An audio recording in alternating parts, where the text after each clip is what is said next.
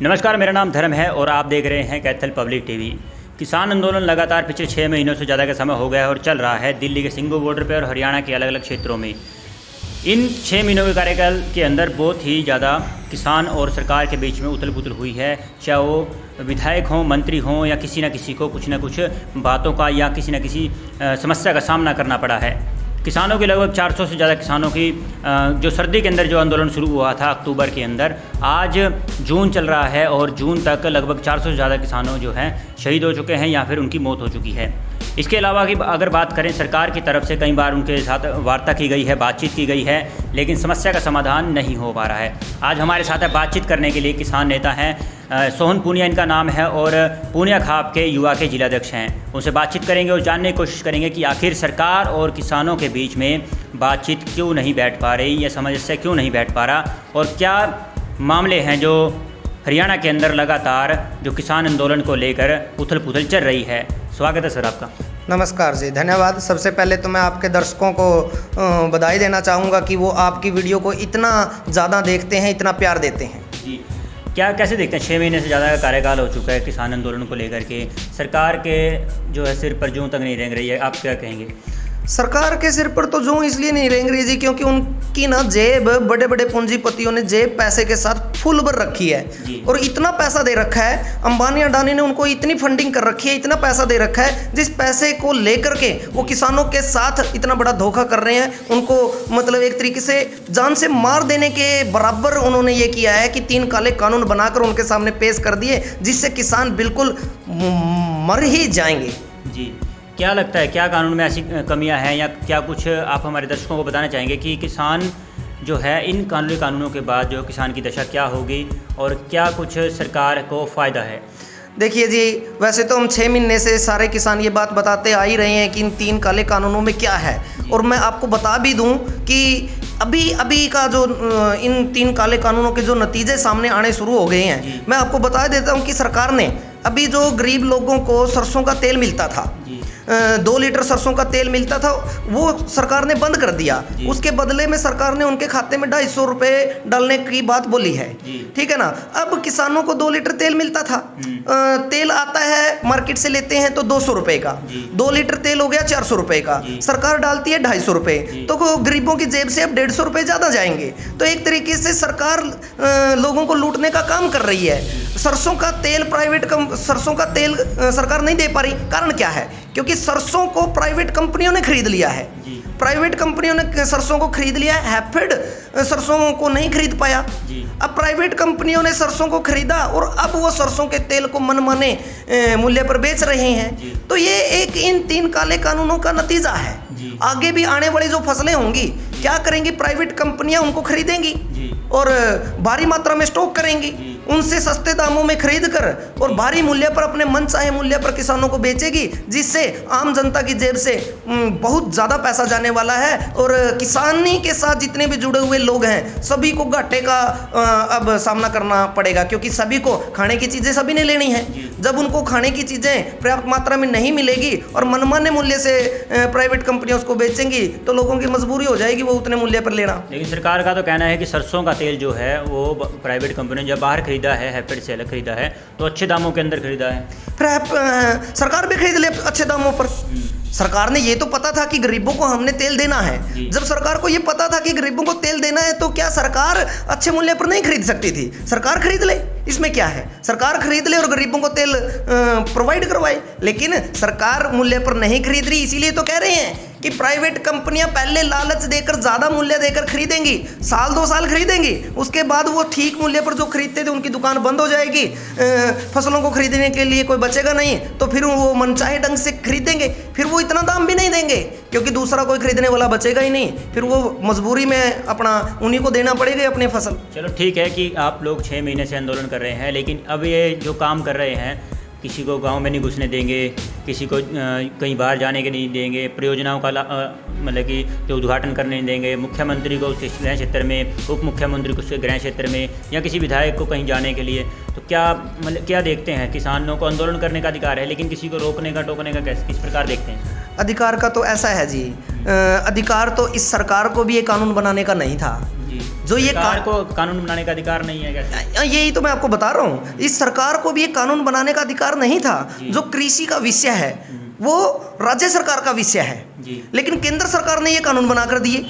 तो इन्होंने भी संविधान की अवहेलना की है। जी। संविधान की अवहेलना करते हुए कोरोना के काल में इन्होंने ये 3 काले कानून मार्केट में उतार दिए, और बिना किसी की राय लिए, किसानों से किसी से नहीं पूछा गया। किसानों के इतने संगठन थे, किसी से नहीं पूछा गया कि आप इन 3 काले कानून ये आपके लिए फायदेमंद होंगे या नहीं, इन काले कानूनों में ये चीज़ें हैं। इन्होंने कुछ नहीं बताया, अंधेरे में ये कानून उतारे, और आज किसानों की दुर्दशा आप देख रहे होंगे कि रिजल्ट आने शुरू हो गए हैं। जैसे कि अभी हमारी पीछे बात हुई कि सरसों का तेल मिलना बंद हो गया, रिजल्ट आने शुरू हो गए हैं। तो किसानों के पास अब और कोई ऑप्शन नहीं है, क्योंकि कानून इन्होंने बनाकर तैयार कर दिया है।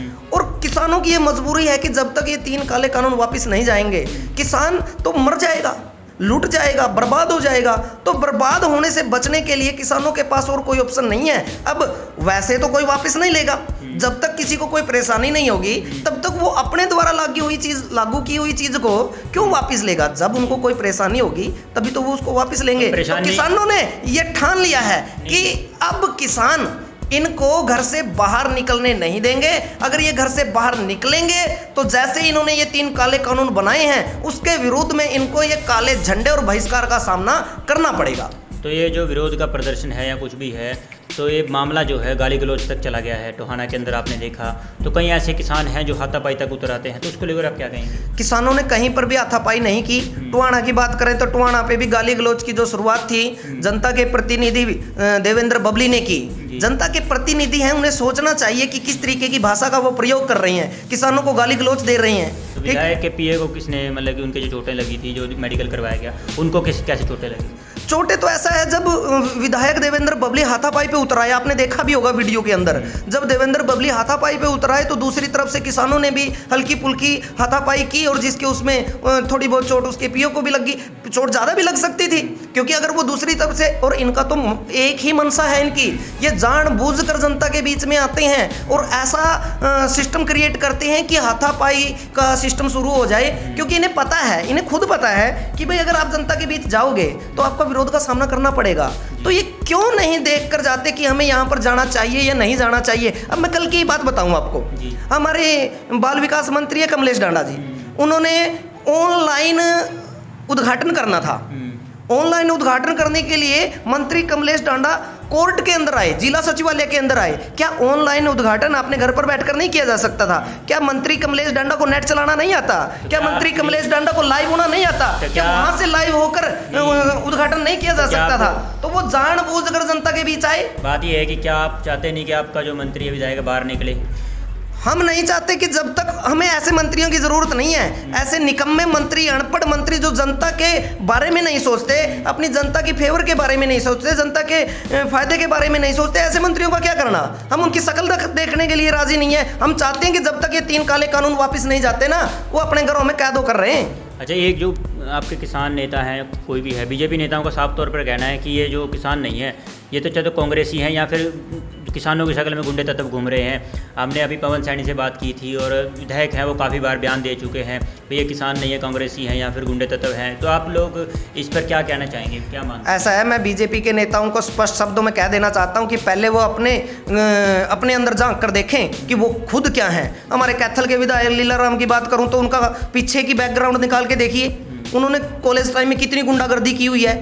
आज एक गुंडागर्दी करने वाला विधायक की कुर्सी पर बैठ गया है और किसानों को गुंडा बता रहा है। केंद्र सरकार की बात करूं तो उनका पीछे का बैकग्राउंड निकाल लीजिए। अमित शाह को देखिए, एक गुंडा है, और गुंडागर्दी के पीछे प्रकरण कितने सामने आए हुए हैं। तो ये खुद गुंडे हैं और लोगों को गुंडा बताने की बात कर रहे हैं, किसानों को गुंडा बता रहे हैं। मैं लीलाराम विधायक को खुली चेतावनी देता हूँ, किसान संयुक्त मोर्चा कैथल का सदस्य होने के नाते, कि लीलाराम जी, या तो आपने पहले भी ऐसी कई बार बयानबाजी की है किसानों के उसमें, या तो आप अपनी ये बेहुदा तरीके की बयानबाजी बंद कर दीजिए, नहीं तो ये कैथल की जनता आपके आवास के सामने धरना लगाएगी और आपको घर से पांव बाहर रखना दुर्बल हो जाएगा। समझ लीजिए, या तो सुधर जाइए, ये बयानबाजी किसानों के बारे में करनी छोड़ दीजिए, नहीं तो किसान अगर अपनी पे आ गए तो आपको घर से बाहर निकलना दुर्लभ हो जाएगा। तो ये क्या आप धमकी दे रहे हैं? बिल्कुल खुली धमकी दे रहा हूँ, खुली चेतावनी दे रहा हूँ, क्योंकि इससे पहले भी हमने नसीहत तो दे चुके हूँ। पहले हमने नसीहत दी थी, सलाह दी थी कि विधायक जी आप जनता की प्रतिनिधि हो, ऐसी ऐसी बातें आपको शोभा नहीं देती। अगर आप फायदे की बात नहीं कर सकते तो कम से कम किसानों को गुंडा कहकर तो ना बुलाएं। किसानों को ये तो ना कहें कि ये किसान आंदोलन बाहर की फंडिंग से चल रहा है। आज आपको पता है कि किसान हर गांव से गेहूं इकट्ठा कर रहे हैं, चंदा इकट्ठा कर रहे हैं, और उस चंदा से, उस गेहूं से इस आंदोलन को चलाने का कार्य किया जा रहा है। जबकि हमारे कैथल के विधायक भाई लीलाराम गुर्जर कह रहे हैं कि ये आंदोलन बाहर से आई हुई फंडिंग के हिसाब से चल रहा है। शर्म आने की बात है। वो इस जनता के प्रतिनिधि हैं, इन किसानों ने ही उसको विधायक की कुर्सी पर बिठाया है। आज वो उन्हीं किसानों को गुंडा कहकर बुला रहे हैं। अच्छा, एक चीज़ पूछना चाहेंगे, कहाँ देखते हैं किसान आंदोलन को? इतना बड़ा आंदोलन चल रहा है, अभी 6 महीने से ज़्यादा कार्यकाल हो गया है। अंतिम प्रश्न है ये, कहाँ कितने लेवल तक आप देखते हैं कि क्या पास होता दिख रहा है, या फिर ऐसे ही आंदोलन चलता रहेगा? ऐसा है, ये किसान आंदोलन पूर्ण तरीके से सफल है और इसके परिणाम भी किसानों की फेवर में ही आएंगे। सरकार को मजबूरी में अपने ये 3 काले कानून वापस लेने पड़ेंगे। जब तक ये 3 काले कानून वापस नहीं जाएंगे, किसान इसी तरीके से सड़कों पर रहेंगे, इनका विरोध करते रहेंगे, इनको काले झंडे दिखाते रहेंगे। या तो आज ले लें वापस, कल ले लें या परसों ले लें, ये स्पष्ट है कि ये वापस लेने पड़ेंगे।